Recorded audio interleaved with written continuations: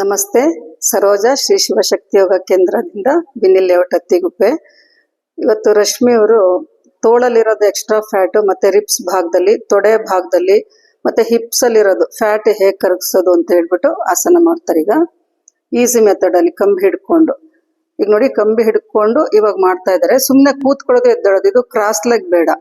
ಮುಂಚೆ ಒಂದ್ಸಲ cross leg ನೋಡಿದ್ದೀರಾ.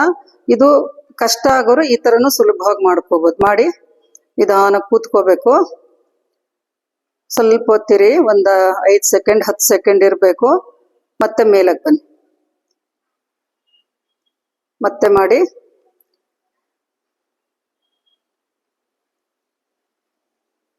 ಒಂದು 10 ಸೆಕೆಂಡ್ ಹಾಗೆ ಕೂತ್ಕೊಂಡಿರ್ಬೇಕು. ಅವಾಗ ಏನಾಗುತ್ತೆ ನೋಡಿ, ಕಂಬಿ ಹಿಡ್ಕೊಂಡಿದ್ದೀರಲ್ಲ, ಸಪೋರ್ಟಲ್ಲಿ ಮಾಡೋದ್ರಿಂದ ನಾವು ನಿಧಾನಕ್ಕೆ ಅದು ಸ್ಟ್ರೆಚ್ ಆಗೋದನ್ನು ಗಮನಿಸ್ತಾ, ಉಸಿರಾಟವನ್ನು ಗಮನಿಸ್ತಾ ಇದ್ರೆ ನಮಗೆ ಕಷ್ಟ ಆಗಲ್ಲ ಸ್ಥಿತಿನಲ್ಲಿರೋದಕ್ಕೆ. ಈ ತರ ಮಾಡ್ಕೊಂಡೋಗಿ ನೋಡಿ, ನಿಮ್ಗೆ ಗೊತ್ತಾಗುತ್ತೆ, ನೋಡ್ತಿರೋಗ್ಲೇ ಗೊತ್ತಾಗುತ್ತೆ ರಿಬ್ಸ್ ಭಾಗ, ಅಪ್ಪರ್ ಆರಂ ಭಾಗ ಹೇಗೆ ಅಂತ. ಕೈ ಬೇಕಾದ್ರೆ ಟರ್ನ್ ಮಾಡ್ಕೊಂಡು ಈ ತರ ಮಾಡ್ಬೋದು. ಕೂತ್ಕೊಂಡೋಗಿ ನೋಡಿ, ಹಿಪ್ ಮಸಲ್ಸ್ ಚೆನ್ನಾಗಿ ಸ್ಟ್ರೆಚ್ ಆಗುತ್ತೆ ನೋಡಿ, ಅಲ್ಲಿರೋದು ಎಕ್ಸ್ಟ್ರಾ ಫ್ಯಾಟ್ ಕರಗುತ್ತೆ ಈ ತರ ಕೂತ್ಕೊಂಡಾಗ. ಈಗ ನಿಧಾನ ಮೇಲಕ್ಕೆ ಬನ್ನಿ. ಈ ತರ ನೀವು 10 ಸಲ ಬೇಕಾದ್ರೂ ಮಾಡ್ಕೋಬಹುದು. ಈಗ ಇವರೇನ ಚಿಕ್ಕ ವಯಸ್ಸಿನವರು ಮಾಡ್ತಾರೆ.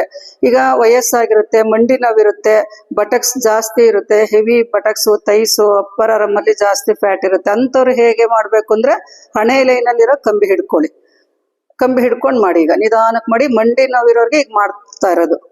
ನಿಧಾನಕ್ಕೆ ಕೂತ್ಕೋಬೇಕು, ಸ್ವಲ್ಪ ಹೊತ್ತು ಕೂತ್ಕೊಳ್ಳಿ, ಮತ್ತೆ ಮೇಲಕ್ಕೆ ಬನ್ನಿ. ಮಂಡಿ ನೋವಿರೋದ್ರಿಂದ ಸ್ವಲ್ಪ ಬೇಗನೆ ಮಾಡ್ಕೊಳ್ಳಿ. ಮೇಲಕ್ಕೆ ಬರೋದು, ಕೂತ್ಕೊಳ್ಳೋದು ಮಾಡ್ಕೊಳ್ಳಿ. ನಿಮ್ಗೆ ಇದು ಕಷ್ಟ ಆಯ್ತು ಅಂದ್ರೆ ಇನ್ನೊಂದು ಕಂಬಿ ಮೇಲಕ್ಕೆ ಹಿಡ್ಕೊಂಡು ಮಾಡ್ಬೋದು. ನಿಮ್ ಅನುಕೂಲ. ನೀವು ಮಾಡ್ಬೇಕಾದ್ರೆ ನೋಡಿ, ಕಂಫರ್ಟಬಲ್ ಆಗಿತ್ತು ಅಂತಂದ್ರೆ ಅದೇ ಕಂಬಿ ಹಿಡ್ಕೊಳ್ಳಿ. ಇಲ್ಲ ಅಂದ್ರೆ ನೋಡಿ, ಈ ತರ ಇನ್ನೊಂದು ಕಂಬಿ ಮೇಲಕ್ಕೆ ಹಿಡ್ಕೊಂಡು ಮಾಡಿ. ಆದ್ರೆ ಸುಲಭವಾಗಿ ಮಾಡ್ಬೇಕು. ನಾವು ಸುಲಭವಾಗಿ ಮಾಡ್ಬೇಕು, ಎಫೆಕ್ಟಿವ್ ಆಗಿರ್ಬೇಕು, ಎಕ್ಸ್ಟ್ರಾ ಫ್ಯಾಟ್ ಕರಗಬೇಕು.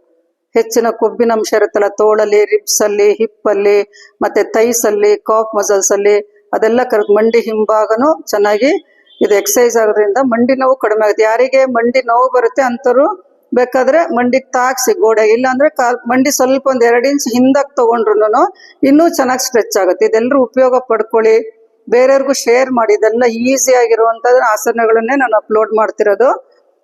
ಇದೆಲ್ಲ ಉಪಯೋಗ ಮಾಡ್ಕೊಂಡು ಬೇರೆಯವ್ರಿಗೂ ಶೇರ್ ಮಾಡಿ, ಅನುಕೂಲ ಮಾಡ್ಕೊಳ್ಳಿ. ಎಲ್ಲರೂ ಮನೆಯಲ್ಲೇ ಕೂತ್ಕೊಂಡು ಇದೆಲ್ಲ ಮಾಡ್ಕೋಬೋದಲ್ವಾ.